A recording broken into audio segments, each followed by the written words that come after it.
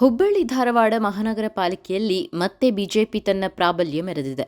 ತೀವ್ರ ಕುತೂಹಲ ಮೂಡಿಸಿದ್ದ ಮೇಯರ್ ಹಾಗೂ ಉಪಮೇಯರ್ ಚುನಾವಣೆಯಲ್ಲಿ ಬಿಜೆಪಿ ಅಭ್ಯರ್ಥಿಗಳು ಭರ್ಜರಿ ಗೆಲುವು ಸಾಧಿಸಿದ್ದು ಕಾಂಗ್ರೆಸ್ಗೆ ಭಾರೀ ಮುಖಭಂಗವಾಗಿದೆ. ಹಾಗಾದರೆ ಯಾರಿಗೆ ಎಷ್ಟು ಮತಗಳು ಸಿಕ್ಕವು? ಹೊಸ ಮೇಯರ್ ಉಪಮೇಯರ್ ಯಾರು? ಇಲ್ಲಿದೆ ವರದಿ. ಹುಬ್ಬಳ್ಳಿ ಧಾರವಾಡ ಮಹಾನಗರ ಪಾಲಿಕೆಯ ಅಧಿಕಾರದ ಚುಕ್ಕಾಣಿ ಮತ್ತೊಮ್ಮೆ ಬಿಜೆಪಿ ಕೈಗೆ ಸೇರಿದೆ.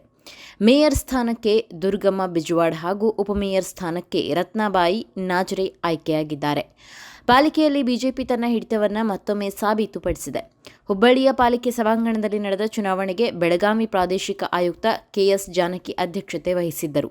ಮೇಯರ್ ಸ್ಥಾನಕ್ಕೆ ಕಾಂಗ್ರೆಸ್ನ ಕವಿತಾ ಕಬ್ಬೇರ್, ಉಪಮೇಯರ್ ಸ್ಥಾನಕ್ಕೆ ದಿಲ್ಶಾದ್ ಬೇಗಂ ನದಾಫ್ ಹಾಗೂ ಮೇಯರ್ ಸ್ಥಾನಕ್ಕೆ ಕಾಂಗ್ರೆಸ್ನ ಕವಿತಾ ಕಬ್ಬೇರ್, ಉಪಮೇಯರ್ ಸ್ಥಾನಕ್ಕೆ ದಿಲ್ಶಾದ್ ಬೇಗಂ ನದಾಫ್ ಹಾಗೂ ಎಐಎಂಐಎಂನ ವಹೀದಾ ಖಾನಂ ಕಿತ್ತೂರ್ ಸ್ಪರ್ಧಿಸಿದ್ದರು.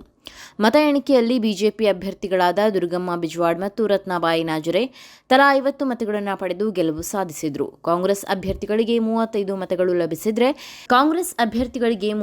ಮತಗಳು ಲಭಿಸಿದ್ರೆ ಎಐಎಂಐಎಂನ ಅಭ್ಯರ್ಥಿ ವಹೀದಾ ಖಾನಂ ಕಿತ್ತೂರ್ ಅವರಿಗೆ 3 ಮತಗಳು ಬಂದವು. ವಿಶೇಷ ಅಂದರೆ ದುರ್ಗಮ್ಮ ಬಿಜವಾಡ್ ಅವರು ಮೊದಲಿಗೆ ಪಕ್ಷೇತರ ಸದಸ್ಯರಾಗಿ ಆಯ್ಕೆಯಾಗಿದ್ದು ಬಳಿಕ ಬಿಜೆಪಿ ಸೇರಿದ್ದರು. ಈ ಹಿಂದೆ ಉಪಮೇಯರ್ ಆಗಿ ಕಾರ್ಯನಿರ್ವಹಿಸಿದ್ದ ಅವರು ಇದೀಗ ಮೇಯರ್ ಪಟ್ಟ ಅಲಂಕರಿಸಿದ್ದಾರೆ. ಈ ಚುನಾವಣೆಯೊಂದಿಗೆ ಹುಬ್ಬಳ್ಳಿ ಧಾರವಾಡ ಮಹಾನಗರ ಪಾಲಿಕೆಯಲ್ಲಿ ಬಿಜೆಪಿ ಮತ್ತೊಮ್ಮೆ ತನ್ನ ಅಧಿಕಾರವನ್ನು ಉಳಿಸಿಕೊಂಡಿದ್ದು ಕಾಂಗ್ರೆಸ್ಗೆ ರಾಜಕೀಯ ಹಿನ್ನಡೆಯಾಗಿದೆ.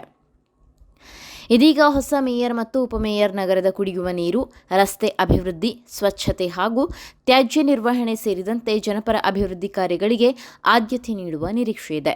ಹುಬ್ಬಳ್ಳಿ ಧಾರವಾಡ ಮಹಾನಗರ ಪಾಲಿಕೆಯಲ್ಲಿ ಬಿಜೆಪಿ ಮತ್ತೊಮ್ಮೆ ಅಧಿಕಾರದ ಗದ್ದುಗೆ ಏರಿದ್ದು ಈ ಗೆಲುವು ಉತ್ತರ ಕರ್ನಾಟಕದ ರಾಜಕೀಯದಲ್ಲೂ ಬಿಜೆಪಿಗೆ ಮತ್ತಷ್ಟು ಬಲ ತುಂಬಿದೆ.